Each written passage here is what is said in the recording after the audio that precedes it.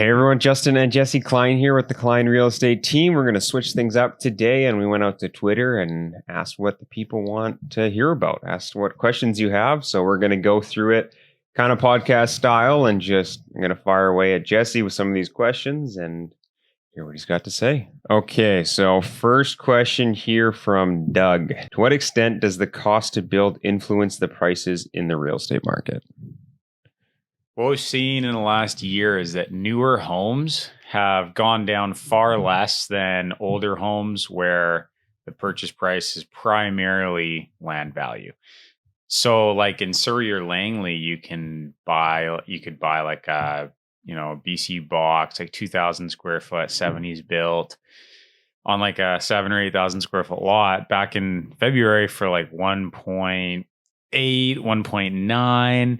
And those went down all the way to like 1.15. They declined massively.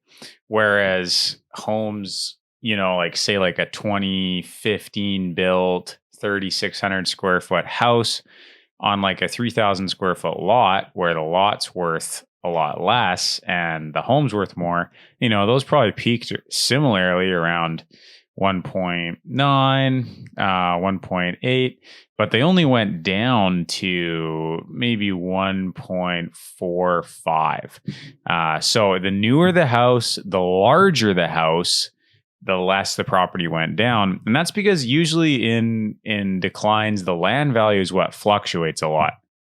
And then the construction value stays relatively the same because for you to build that same property, it doesn't usually get any cheaper. It hasn't gotten any cheaper in the last year, certainly. So, yeah, the only time you'll see it really decline is if there's a really severe recession and say like trade prices start going down. So labor gets cheaper and then materials start to get cheaper as well. Then you could see the actual construction portion be worth less as well. And another way of looking at this is like areas like Detroit, their places their homes have actually declined well below the construction value.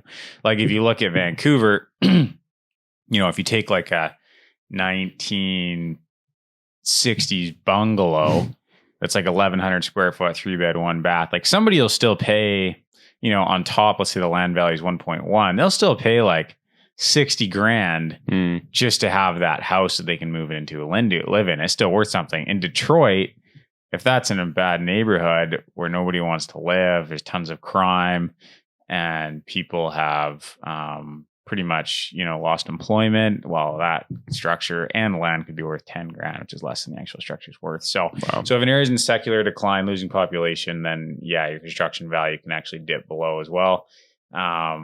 And then the other thing too, you got to watch out for is if the construction portion actually becomes obsolete.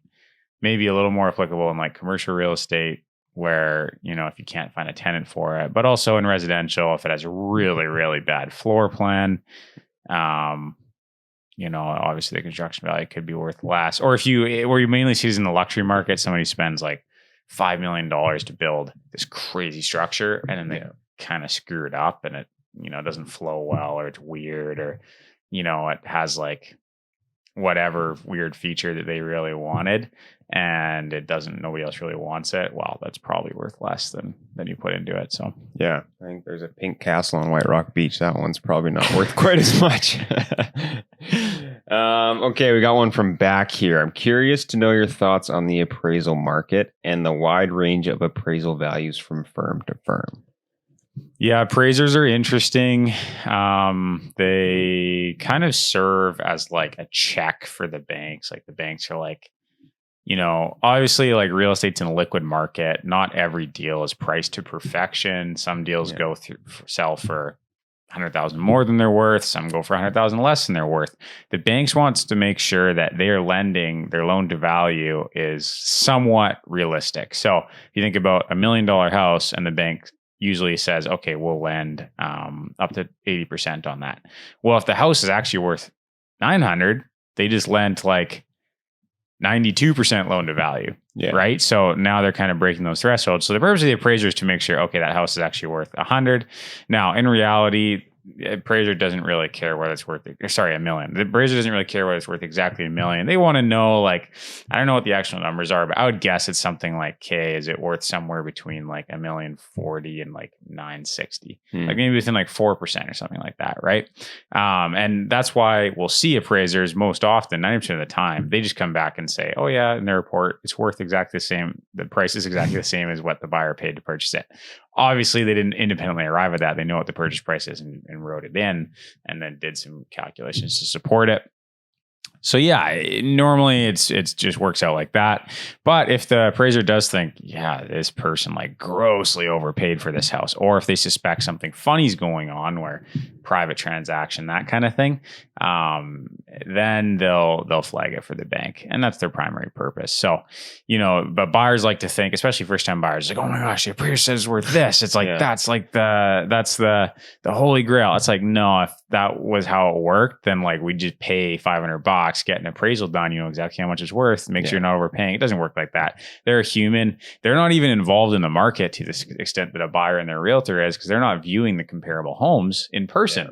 And so I've had it where appraisers actually came in $300,000 off what we could actually sell a property for. They said it was worth 1.5 before we listed it, and the seller was getting their own appraiser for other reasons. And then we listed it and had it on the market for months, like 30, 40 showings, multiple offers came in on the property. We tried to get people up as high as we could. Ended up selling it for 1.2, $300,000 off what the appraiser said. And who was right, the appraiser or the market? Obviously the market's right? We had good exposure on the property, everything. But like with that one, for example, what happened is appraisers can get too caught up in the data and look at like, okay, it's a 17,000 square foot lot, therefore it's worth way more than this 12,000 square foot lot. Yeah. But okay, the lot's irregular. You can't build on it. The yard feels small because it's all on the side. It's sloped. You can't play spike ball even. And they sometimes don't take into account that stuff, right? So they don't really go by gut. And valuation in real estate is as much gut as it is science. So yeah. And I don't think there's much qualification to get into appraising either. So yeah, I don't know. It's probably a course or something. It's very basic. It's really extremely basic. Yeah. Oh, interesting. So yeah. You might as well get a realtor to come over and or anybody that's active in a market and viewing properties every single day and seeing what they sell for, like a buyer, they're gonna have a better probably gut on what the value is than an appraiser. But so as long as you take those rose colored glasses off your own property, you can figure it out pretty good.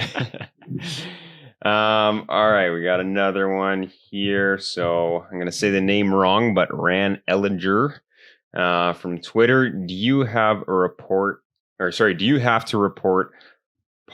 know how to say this. Poltergeist? The poltergeist conditional sale. So poltergeist, so like whether or not there's a ghost or like a haunting in a property, do you have to disclose that to the buyer? In BC, you don't. So how it works is the listing agent will be representing the seller on the property, and say the seller's like, oh, like, we get this weird feeling here. There's like this, things get moved around in the middle of the night or whatever. Even if there is a murder at the property, or if there's gang activity or a suicide, any of that stuff does not have to be voluntarily disclosed in BC. It's not an obligation. Now, it does have to be disclosed if you're specifically asked about it. So if the buyer says, has there been a murder? Has there been a suicide? Is there any paranormal activity here? The seller they do then have to answer that question to the best of their ability. So it's like, oh, you know what? The previous owner told me that they saw ghosts here all the time, and I haven't seen anybody. They said that. So you'd probably have to tell them that, because if the buyer moved in and then the previous owner reached out to them and said, I can't believe you bought this house. Did you know that there's ghost activity here?